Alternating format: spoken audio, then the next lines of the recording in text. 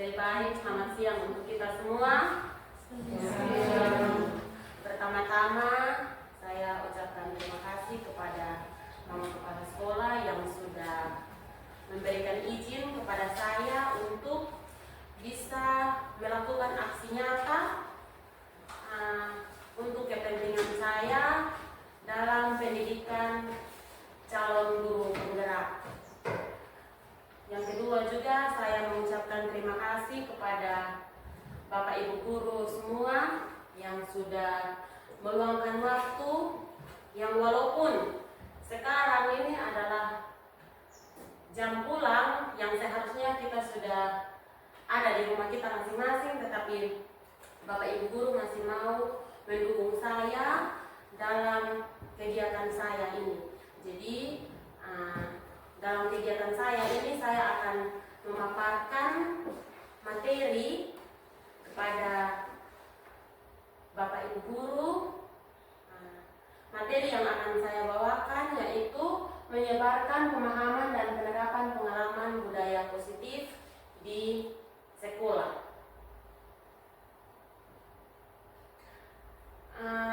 Untuk mengawali semua kegiatan kita hari ini, saya ada satu pertanyaan yang biasanya dikatakan pertanyaan pemantik. Apa itu budaya positif menurut Bapak Ibu?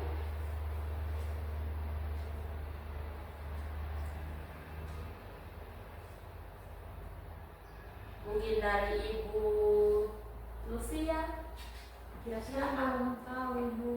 apa itu budaya positif?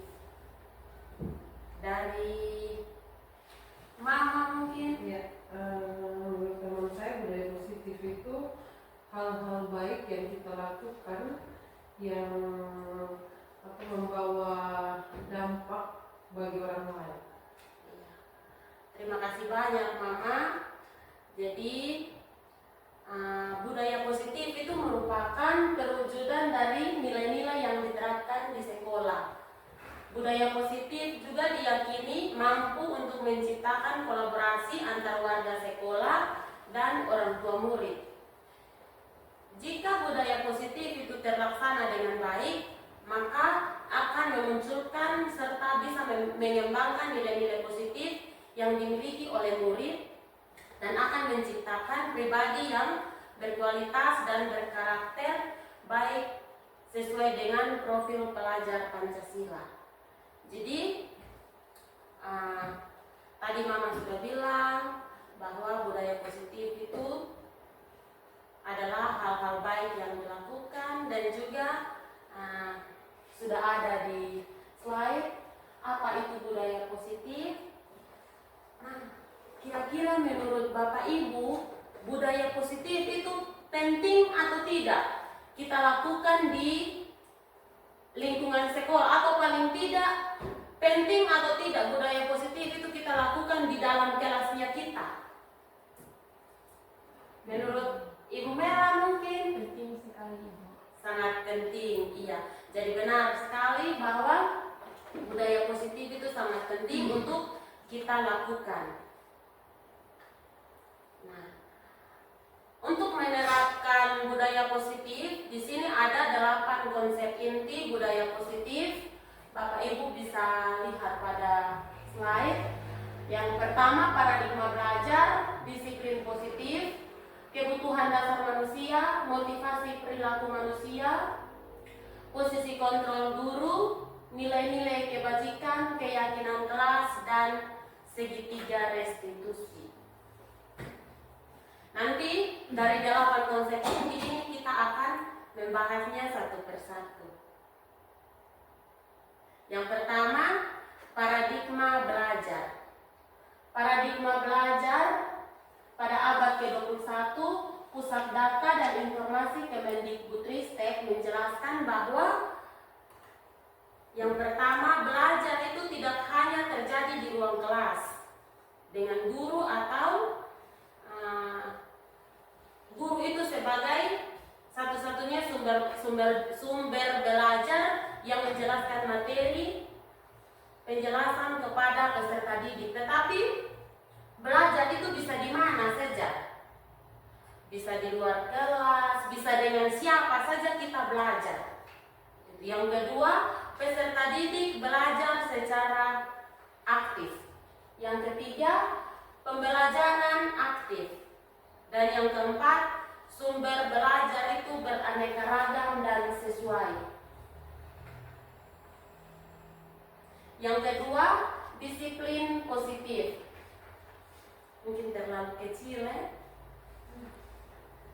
Disiplin positif adalah pendekatan dalam pengelolaan perilaku yang bertujuan untuk mendidik siswa, membangun keterampilan sosial mereka, dan menciptakan lingkungan pembelajaran yang positif.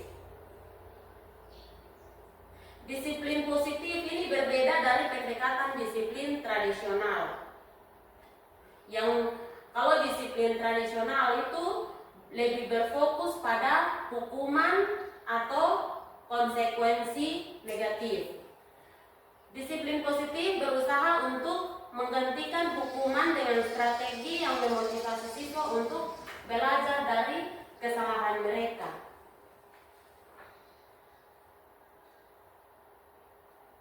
Penerapan disiplin positif di sekolah itu memiliki banyak sekali manfaat. Ada beberapa alasan mengapa disiplin positif itu sangat penting kita lakukan di sekolah. Manfaat yang pertama itu, kalau kita lakukan disiplin positif, berarti kita bisa untuk menciptakan suasana lingkungan yang aman dan nyaman bagi peserta didik. Yang kedua, disiplin positif juga membantu menciptakan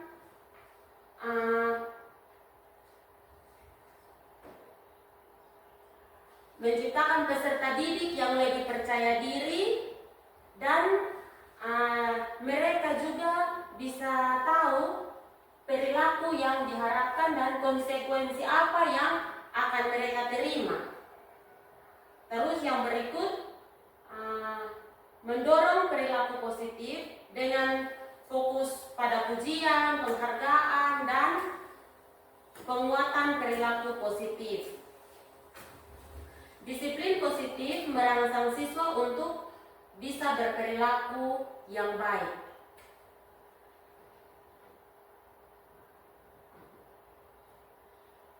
Yang ketiga, konsep inti budaya positif yang ketiga adalah kebutuhan dasar manusia.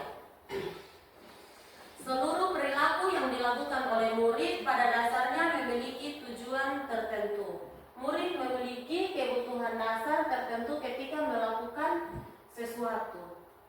Nah, kadang kalau kita lihat anak-anak berbuat sesuatu, itu pasti ada satu kebutuhan yang ingin untuk dia penuhi, begitu. Tetapi kadang kita sebagai guru, kita tidak tahu kebutuhan apa yang mau untuk dia penuhi. Nah, di sini pada materi ini ada 5 kebutuhan dasar manusia. Yang pertama, kebutuhan bertahan hidup. Yang kedua, kebutuhan akan cinta dan kasih sayang. Murid itu ingin untuk dihargai atau ingin untuk diterima. Yang ketiga, kebutuhan penguasaan. Itu kebutuhan akan pengakuan atas kemampuan yang dimiliki. Yang keempat, kebutuhan kebebasan. Kebutuhan kebebasan itu kebutuhan akan pilihan. Dan yang terakhir, kebutuhan kesenangan. Kebutuhan untuk merasa senang. Yang keempat. Yang keempat, motivasi perilaku manusia. Motivasi adalah dorongan yang timbul pada diri seseorang secara sadar atau tidak sadar. Motivasi sendiri terbagi menjadi dua bagian, yaitu motivasi eksternal dan motivasi internal.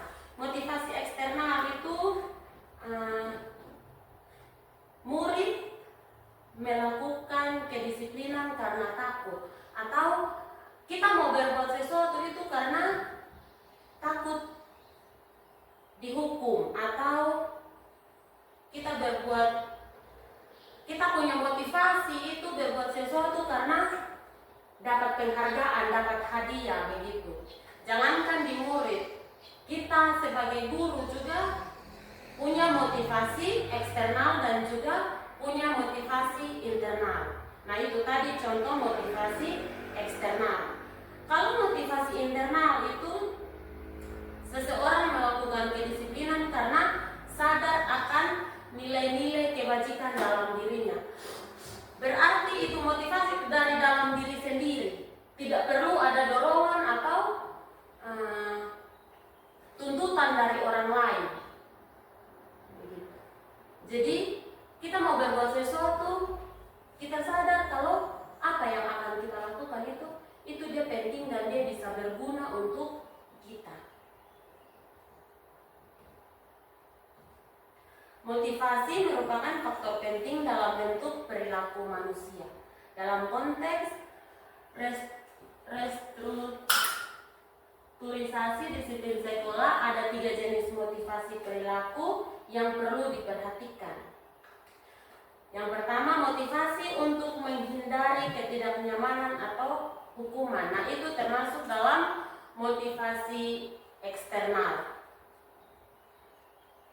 Itu yang tadi saya bilang, bahwa motivasi untuk menghindari ketidaknyamanan atau hukuman itu mendorong seseorang untuk melakukan tindakan tertentu untuk menghindari konsekuensi atau menghindari hukuman. Begitu. Jadi dia berbuat sesuatu itu supaya jangan dihukum, atau dia berbuat sesuatu itu supaya jangan dipukul kalau siswa. Nah, pertanyaan yang sering muncul, apa yang akan terjadi jika saya tidak melakukannya? Yang kedua, motivasi untuk mendapatkan penghargaan dari orang lain. Itu juga adalah motivasi eksternal. Motivasi ini mendorong seseorang untuk melakukan sesuatu demi mendapatkan penghargaan atau pengakuan dari orang lain. Pertanyaan yang akan muncul, apa yang akan saya dapatkan jika saya melakukan hal tersebut? Jadi motivasi itu karena untuk mendapatkan hadiah atau untuk mendapatkan penghargaan. Karena seperti yang tadi saya bilang, bukan hanya anak-anak saja, tetapi kita sebagai guru juga kadang melakukan sesuatu itu karena takut dihukum. Atau contoh-contoh yang konkret, motivasi untuk kita datang ke sekolah itu karena saya hari ini harus pergi ke sekolah, karena saya takut jangan sampai ibu kepala sekolah taruh TP di absen. Begitu. Nah, itu kalau sudah taruh TP di absen itu berarti satu bentuk hukuman, begitu. Jadi kita punya motivasi datang ke sekolah itu karena itu tadi. Nah, sama juga dengan siswa. Kalau untuk contoh yang kedua, seseorang mau melakukan sesuatu untuk mendapat imbalan. Contoh kemarin kita ada lomba 17-an, itu anak-anak yang biasanya tidak datang sekolah juga pasti mereka rajin datang sekolah. Saya harus ikut kegiatan ini karena ada dia punya hadiah.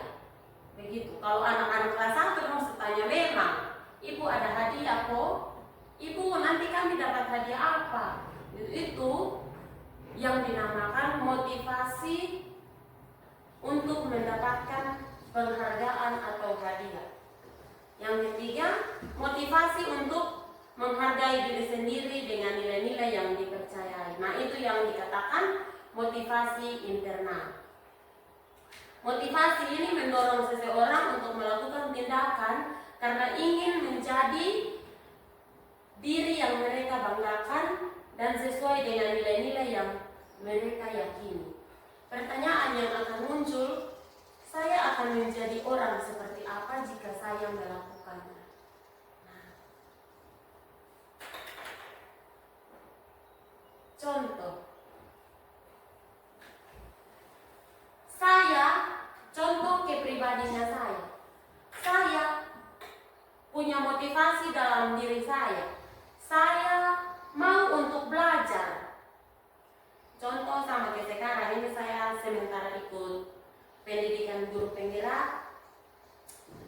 Saya sudah sempat cerita di pendampingan individu yang lalu bahwa tidak ada orang yang suruh saya untuk ikut, tetapi karena kemauan, sampai-sampai mama kepala sekolah tidak tanda tangan, saya punya surat izin, tetapi bukan berarti mama kepala sekolah tidak mau tanda tangan. Saya saja yang tidak pergi minta tanda tangan. Dan saya mau untuk belajar. Entah nanti esok lusa saya seperti apa, itu adalah rahasia. Yang penting saya mau untuk belajar. Nah, itu yang dikatakan adalah motivasi internal atau motivasi untuk menghargai diri sendiri. Teman-teman yang lain juga mungkin punya motivasi internal.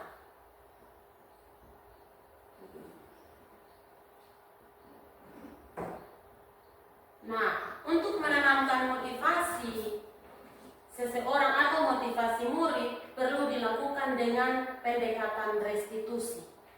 Pendekatan restitusi itu merupakan sebuah cara dalam menanamkan disiplin pada murid. Apa itu restitusi? Karena saya belajar sudah mengikuti pendidikan guru penggerak, baru saya tahu restitusi itu apa. Kalau teman-teman, Bapak Ibu guru yang lain mungkin tahu restitusi itu apa? Mama? Iya, restitusi itu adalah proses menciptakan kondisi bagi murid untuk memperbaiki kesalahan mereka dan memulihkan dampak negatif dari tindakan yang dilakukan sehingga mereka bisa menjadi orang yang lebih baik dengan karakter yang lebih kuat. Nah, ciri-ciri restitusi itu ada beberapa yang saya catat di sini: menguatkan dan fokus pada solusi, fokus pada karakter bukan tindakan, bukan menebus kesalahan tapi belajar dari kesalahan, mencari kebutuhan dasar yang mendasari tindakan, melakukan tawaran bukan paksaan, memperbaiki hubungan, menuntun untuk melihat ke dalam diri. Itu adalah ciri-ciri restitusi. Nah, contoh kasus. Di sini ada contoh. Contohnya murid datang ke sekolah itu terlambat. Cara penyelesaiannya ada 3. Yang biasa kita lakukan di sekolah itu mungkin 2 saja yang kita lakukan. Yang pertama itu hukuman. Kalau sudah ada murid yang datang terlambat, pasti kita suruh itu murid berdiri di depan kelas. Atau bisa juga kita marah ke itu murid. Kenapa kok terlambat? Padahal jam masuk sekolah ini jam begini, tetapi sudah jam sekian baru engkau datang ke sekolah. Dan yang ketiga itu murid disuruh menulis, saya tidak akan terlambat lagi sebanyak 100 kali. Mungkin sekarang tidak terjadi, kita tidak lakukan itu, tetapi di sekolah zaman dahulu itu pasti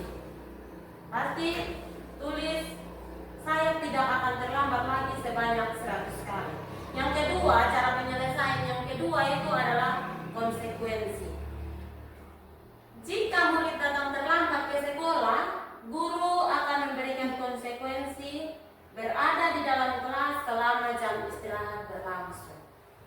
Atau guru tegas dan murid menghormati peraturan. Nah, cara penyelesaian yang ketiga dan menurut saya yang paling baik adalah penyelesaian dengan restitusi. Itu guru menanyakan keyakinan kelas yang telah disepakati bersama dan guru bisa membantu untuk menyelesaikan masalah tersebut. Masalah kenapa dia harus datang terlambat. Terus kalau kita selesaikan dengan restitusi, berarti murid bisa terbuka dan murid juga bisa menghormati dirinya dan orang lain.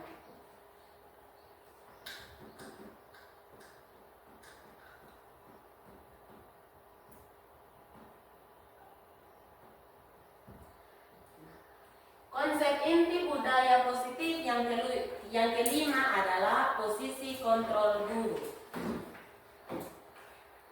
Posisi kontrol guru ini ada 5, antara lain penghukum, pembuat rasa bersalah, teman, pemantau, dan manajer.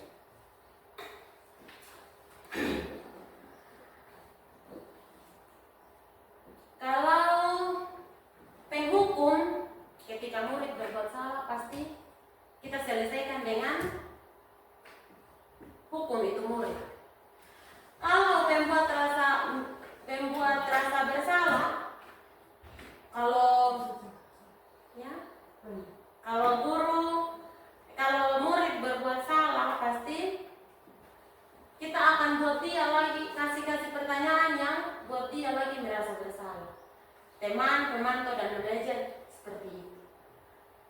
Contoh kasus penerapan 5 posisi kontrol, murid tidak memakai atribut lengkap saat upacara bendera. Posisi kontrol guru sebagai penghukum, guru akan bilang harus patuhi peraturan sekolah, berdiri di barisan yang lain. Itu kalau siswa tidak menggunakan atribut lengkap. Kalau pembuat rasa bersalah, berapa kali saya harus bilang ke kamu, saya kecewa sama kamu. Berarti itu murid akan merasa bersalah kalau kita sudah bilang begitu. Nah, sebagai teman, engkau lagi, cepat gabung dengan teman-teman. Untung saja ada ibu. Nah, itu kata-kata yang kita bilang kalau kita sebagai teman. Kalau sebagai pemantau, kamu sudah melanggar peraturan sekolah, kamu tahu konsekuensinya. Nanti cek pekerjaan apa yang harus kamu lakukan. Jadi, kalau siswa tidak menggunakan atribut lengkap saat upacara bendera, harus ada konsekuensi yang diberikan oleh guru. Dan posisi kontrol yang kelima itu manajer. Pasti guru akan bertanya, apakah kamu tahu kesalahanmu? Kira-kira pendapatmu bagaimana? Bagaimana cara untuk memperbaiki kesalahan yang sudah kamu lakukan? Nah, di sini ada posisi kontrol guru dengan identitas gagal dan identitas yang berhasil. Kalau identitas gagal itu dari 5 posisi kontrol guru, itu adalah posisi kontrol sebagai penghukum dan juga pembuat merasa bersalah. Begitu. Kalau yang berhasil adalah posisi kontrol sebagai teman, sebagai pemantau, dan juga sebagai manajer. Yang keenam adalah nilai-nilai kebajikan. Ini ada beberapa nilai kebajikan.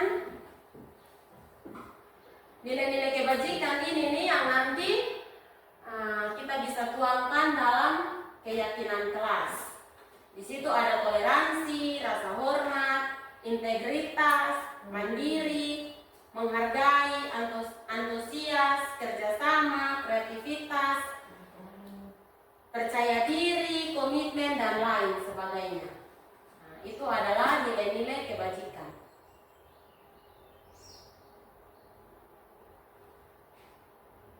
Konsep inti budaya positif yang ketujuh adalah keyakinan kelas. Keyakinan kelas adalah kesepakatan kelas yang diyakini bersama antara guru dan murid, yang berasal dari pikiran-pikiran untuk menjadi nilai-nilai kebajikan untuk diturunkan di kelas. Sebelum kita lanjut ke keyakinan kelas, mungkin saya tanya teman-teman wali kelas, di setiap kelas sudah ada keyakinan kelas. Bapak kelas 5? Kelas 4. Oh, bapak kelas 4? Belum ada. Kelas 6? Belum ada. Belum ada. Kelas 5? Belum ada. Kelas 2?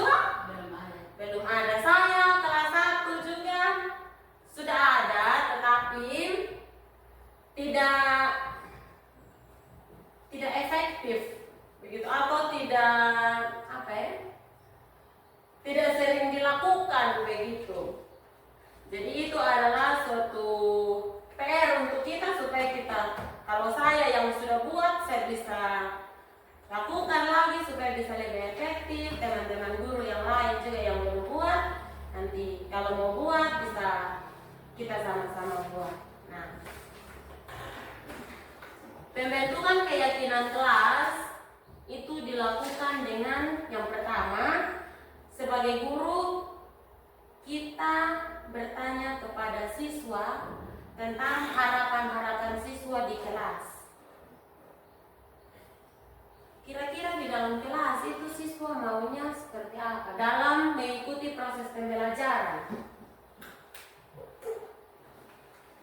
Kalau siswa sudah kasih tahu harapan siswa di kelas, berarti kita mendengarkan dan juga nanti kita rumuskan menjadi suatu keyakinan kelas dengan nilai-nilai yang sebelumnya tadi saya sudah sampaikan itu. Yang kedua, guru membuat pertanyaan-pertanyaan positif. Yang ketiga, jadikan keyakinan kelas itu konsisten dan mudah diingat.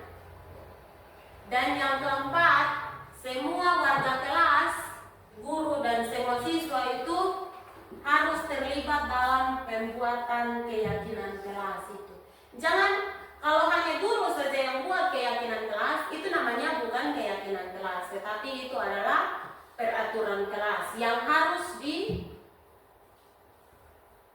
dituruti oleh anak-anak dan tidak boleh dilanggar.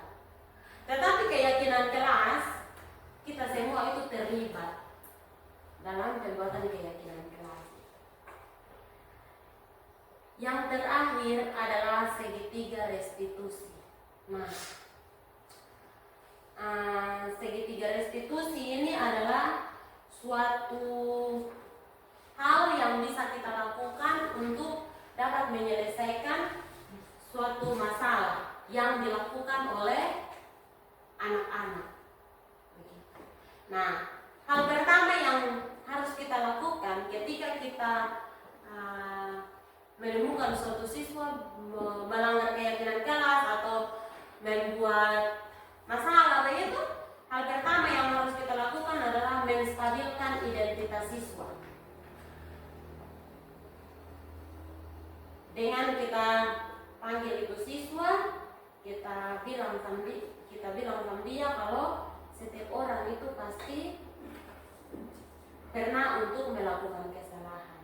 Atau kita juga bisa bilang, kamu itu bukan satu-satunya orang yang berbuat salah. dengan kita menstabilkan identitas siswa, siswa itu pasti dia tidak akan takut lagi menyampaikan apa yang sudah dia lakukan atau menyampaikan masalah yang sudah dilakukan. Hal kedua dalam segitiga restitusi itu adalah validasi tindakan yang salah. Validasi tindakan yang salah itu pertanyaan yang kita berikan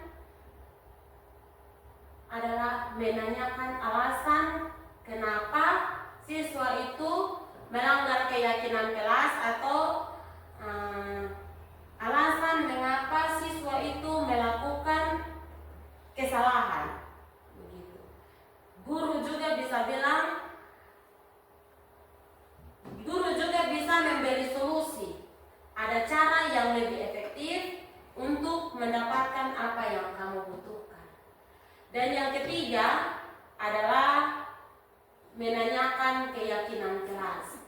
Kan tadi di awal kita sudah buat keyakinan kelas dengan nilai-nilai. Nah, untuk menyelesaikan ini masalah, kita harus tanyakan kembali kepada siswa keyakinan kelas yang sudah kita sepakati.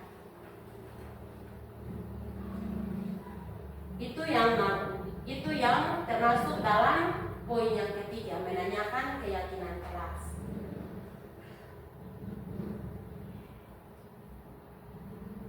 Mungkin sampai di sini penyampaian materi saya.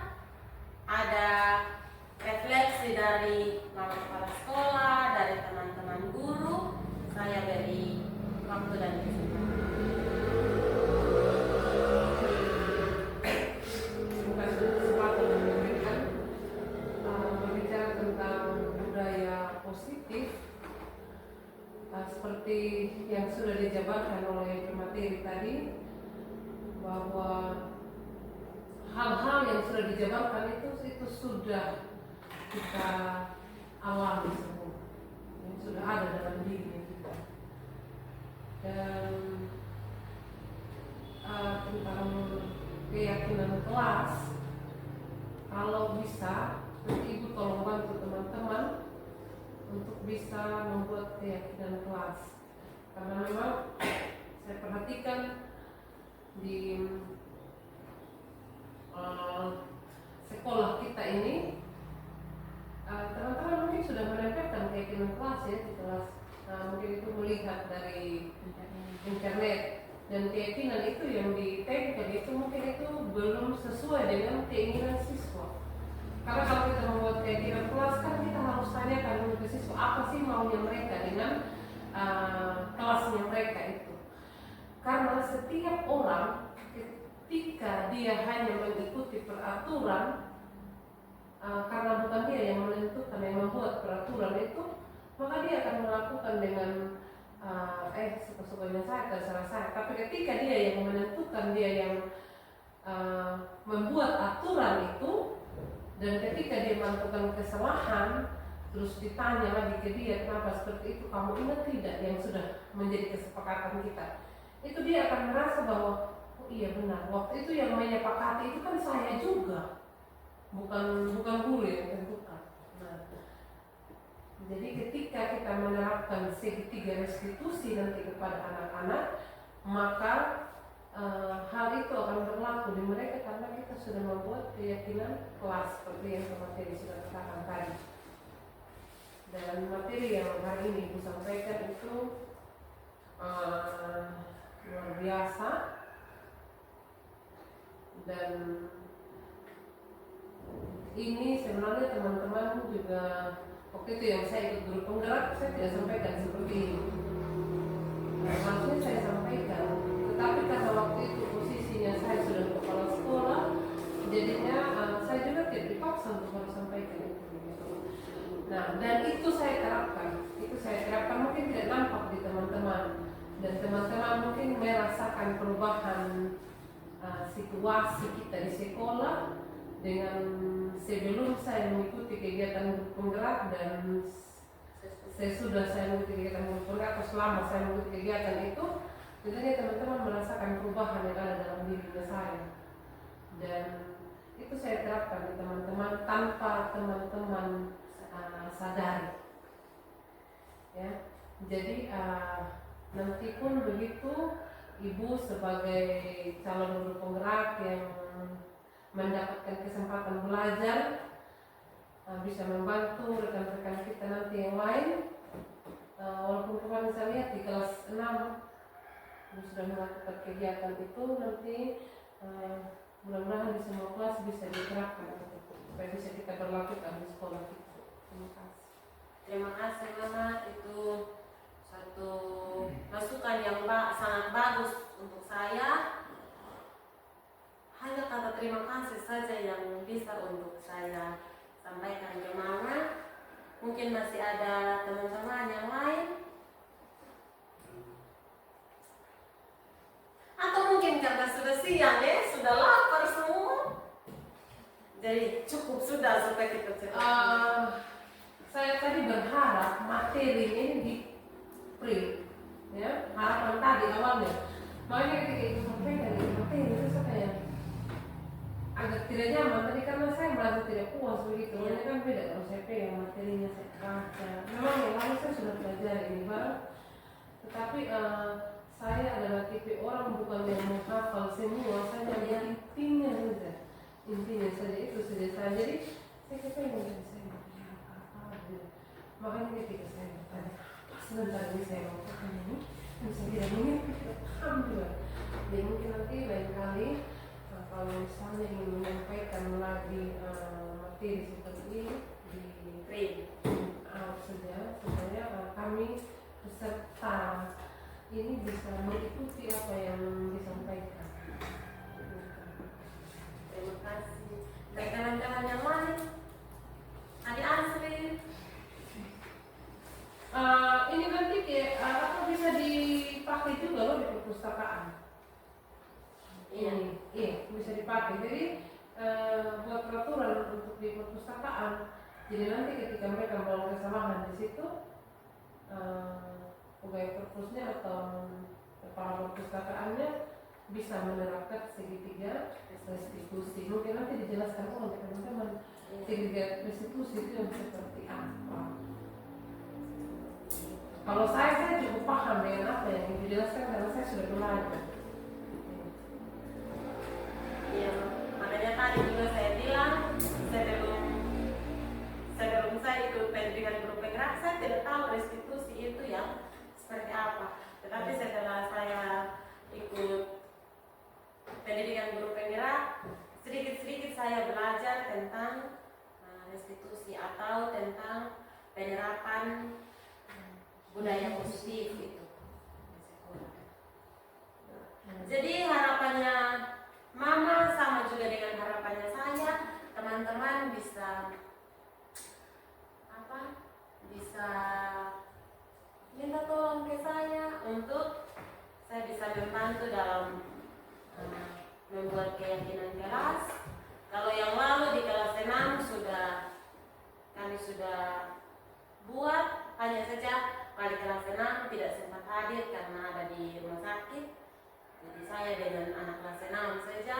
Nanti kelas 2 sampai dengan kelas 5 bisa, kalau lihat saya ada tidak buat apa-apa, bisa minta bantuan. Terus juga harapannya Mama tadi untuk saya menjelaskan lebih detail lagi tentang penyelesaian masalah dengan segitiga restitusi juga nanti saya bisa sampaikan. Mungkin masih ada refleksi dari teman-teman.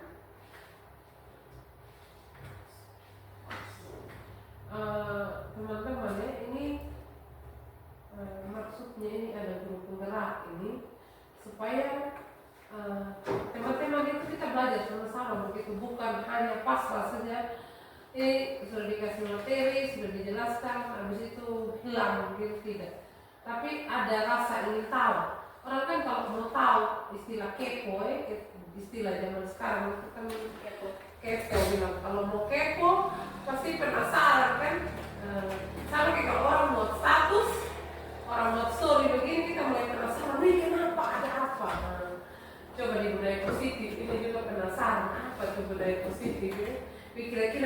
anak ya. Nah, maksudnya dengan seperti itu, jadi kita bisa belajar lebih banyak. Jadi saya sendiri sudah belajar lebih banyak secara mendetail itu segitiga restitusi itu saya lupa. Tapi saya hanya ingat intinya bahwa ketika menyelesaikan masalah, saya tidak bisa menyalahkan itu anak.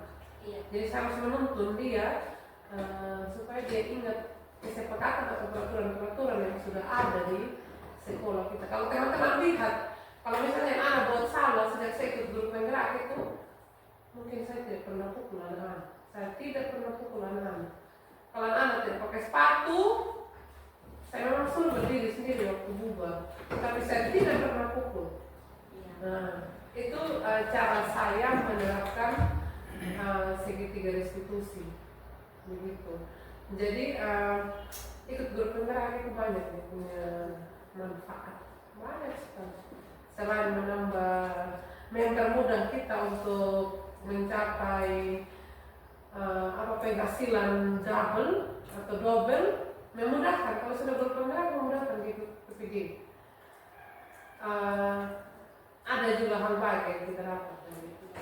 Jadi teman-teman yang lain juga semangat untuk ikut grup penggerak. Itu saja. Iya. Betul sekali yang Mama bilang. Kalau tidak ada lagi yang beri refleksi kepada saya, mungkin sampai di sini penyampaian materi saya. Kurang lebihnya saya mohon maaf karena sudah menyita waktunya teman-teman, dan juga saya mengucapkan banyak terima kasih kepada Mama Kepala Sekolah dan kepada rekan-rekan guru semua yang sudah meluangkan waktu untuk mengikuti kegiatan saya ini.